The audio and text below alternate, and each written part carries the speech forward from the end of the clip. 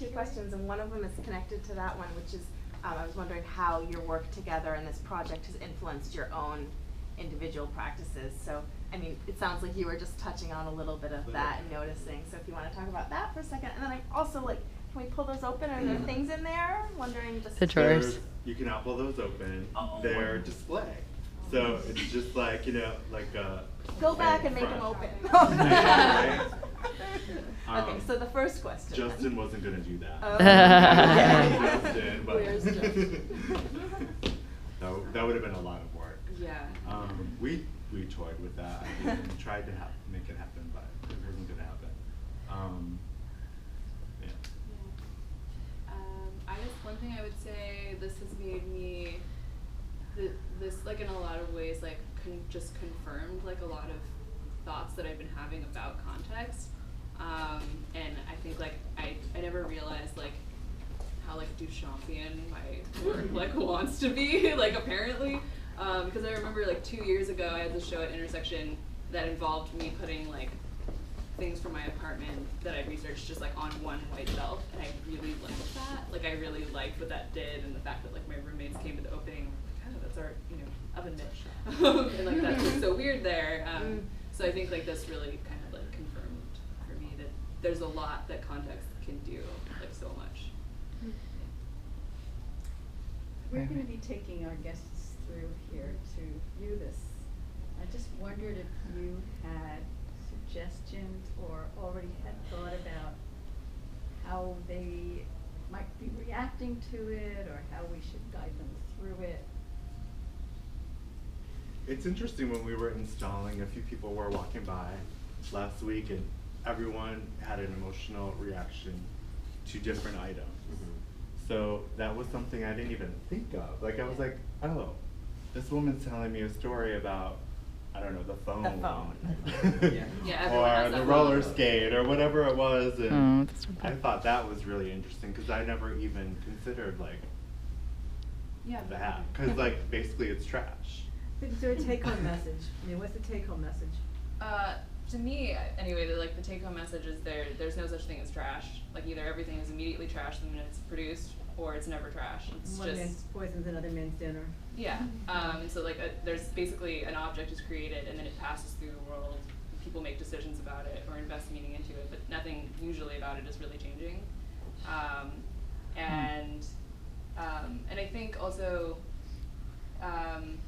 part of like this display, or the point of the display, is to encourage people to treat the present in like a historical manner. So like these look like, because they're in here, they look like historical artifacts, but they're mostly from the present. So just like encouraging people to have that curiosity about their present day surroundings. I think it's great, because I think we all have stuff like this sitting somewhere, and now we're encouraged to put it on display. Or like just like get curious about it. Yeah. I mean, I definitely think like if you're bringing people through and they have like a connection to one of these things, like just to like, you know, get one of the books or like bring up like the text on it, because there's so much behind every object, and if they already feel curious about it, then there's a lot more. That's the most interesting thing about what Jenny does, is like there's just pages and pages of information on these things. Yeah. Like, and not just the things, but also like the circumstances that they made arose them, in. yeah. That are usually no longer existent. Like when we first got together, that was my favorite part, was reading the Tumblr page that you had. Yeah. Oh, from the dump. Yeah. From the dump, yeah. and I was just like, I literally, it was like hours just like reading everything, like, what? And then I realized like, oh, you're part of this too, so you cause this. It's really this craziness. unsettling, especially to see the places where the objects are fabricated. I think that's just your mind. I don't my mind actually. That's maybe the thing that struck me the most. Stuff like, oh, this is actually the factory in China somewhere right here. Yeah, the address. Or like my mom's. There's an employee award, an HP employee award in there. That's my mom's. And the fact that it was made, the onyx is from Pakistan, and then it was engraved in Fort Collins, and then it was given to my mom at a campus that no longer exists, which has already been demolished. Like all of these like very unstable kind of circumstances, and then you have this like crystallization of it like right there. Okay. When I saw you installing it, I was attracted to the bank because I have one at home that my mother had given me that I gave to my son. And I went home and I took a picture of it. I had him take a picture of it. And he got very excited because of the fact that it was now in a museum. And I think that there's a lot that can be spoken to that about the elevation of the objects now that they're in a museum setting as well. So. That I found that really interesting, like how we had to declare insurance values. Yeah, Oh. it was so interesting. The Yeah. items, like that was probably my favorite thing. So what did you declare? Well, you had to do that. I had to do it. It was really hard because like actually like just that practical problem was like the most conceptually interesting part, which is like the wooden piano in the middle section on eBay. It's like around $8. Like they're not rare. You can find them. Right. They're not being produced anymore. But that was like my favorite possession as a child. It's not $8. Like not that one, you know, like maybe the other ones, but like yeah. So it was just like ended up being like a weird mix of like resale value and then like feelings. Yeah. Yeah. I'm curious, and I know that Leah brought up also for both of you to share, and then Jenny primarily did lovely with that. But Philip, you haven't really told us about how this has either changed your practice or how this is different from what you normally do. If you can maybe like talk about some of that a little bit more. How this is different from what I normally do when I create like I guess an art installation.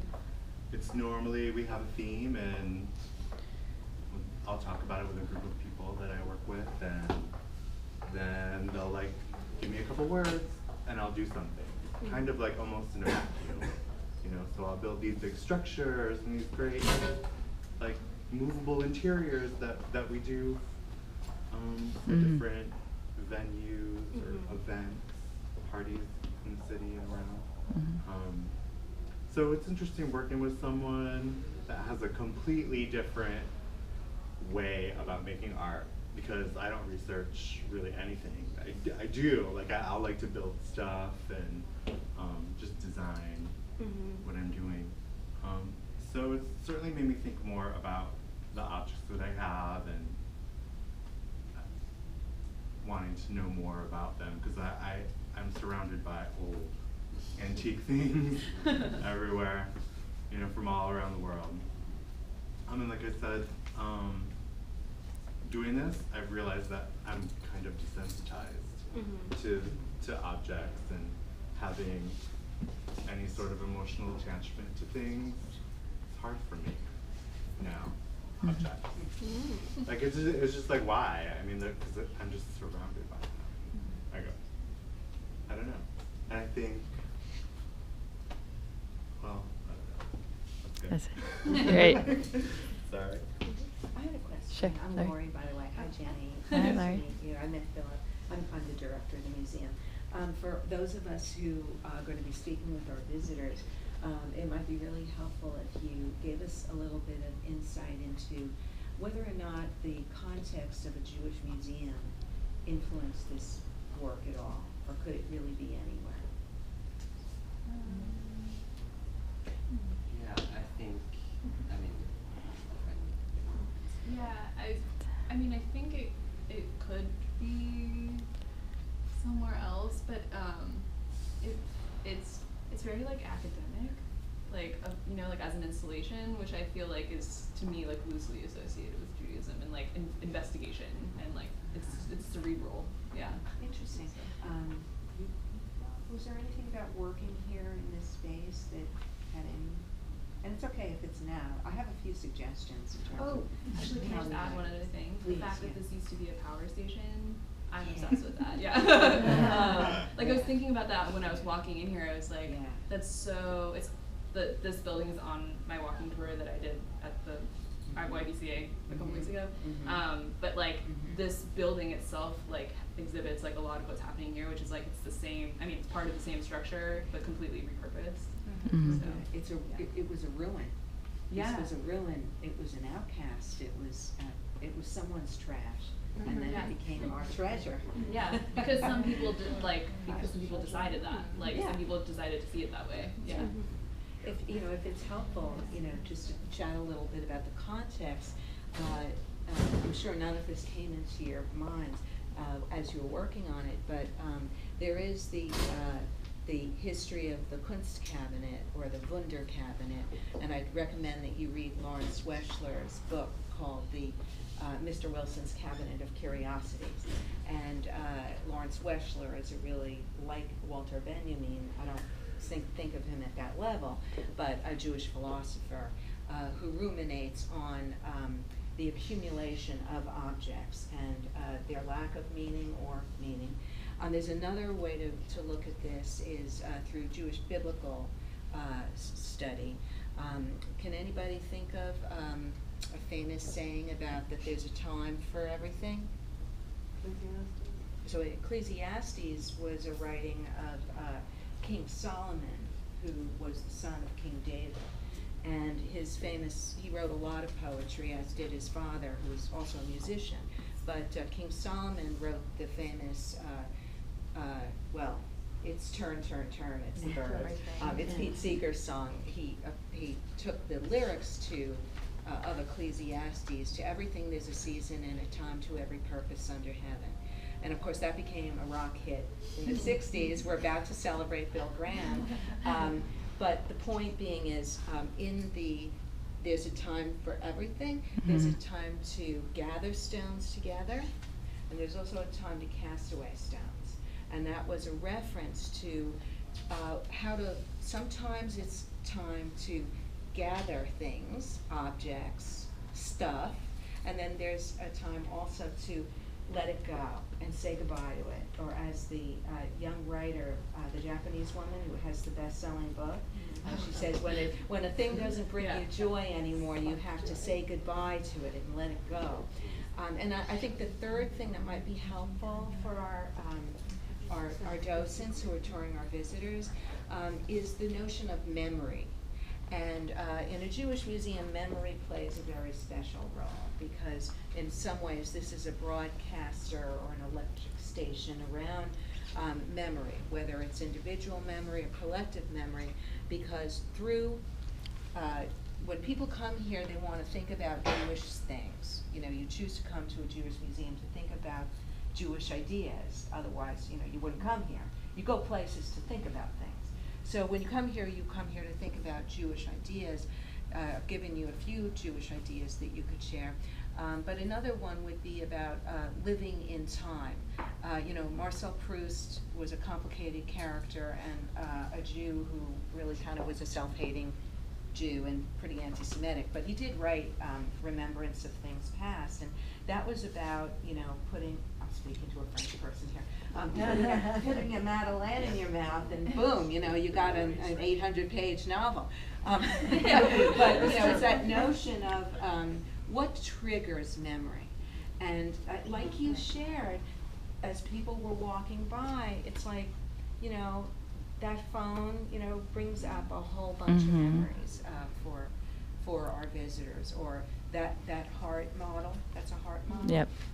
My dad was a doctor, and he had all these models of hearts all over his office because the drug companies used to send them all kinds of tchotchkes. So, like in 2 minutes of just looking at one thing, I'm already verklempt, which is a Yiddish word for getting all choked up. So this is one of those places where you can feel these kinds of emotions and feel like that's okay to feel like that. So if that's helpful for our docents, there's an awful lot to get into conversation around with this show. It's beautiful and very moving in a time when we realize how we polluted the oceans and really ruined the earth with all this stuff, right? It's killing everything in the ocean, all this stuff. Maybe it's time to think about like having less stuff and trying to repair the earth in some way, which is another big Jewish concept of caring for the earth and repairing it. One way is just, like you say, like it's just stuff. So anyway, I hope that helps. And it's really the fact that we could talk about this probably another 3 hours. We could have a symposium or a colloquium, as in Greek times, shows you how much is there behind the layers and the layers and the layers. And in those drawers that you can't open. Imagine all the thoughts and feelings that Mhm. that are in there. So anyway, I just wanted to say thank you. It's just fantastic. Yeah. Congratulations. Well, Great. thank you everyone.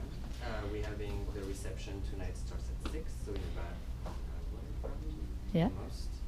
And we're having another conversation about the work at 6:30 in Golden Hall. So see you there if you. Yay. Thank you. Thank you. Great.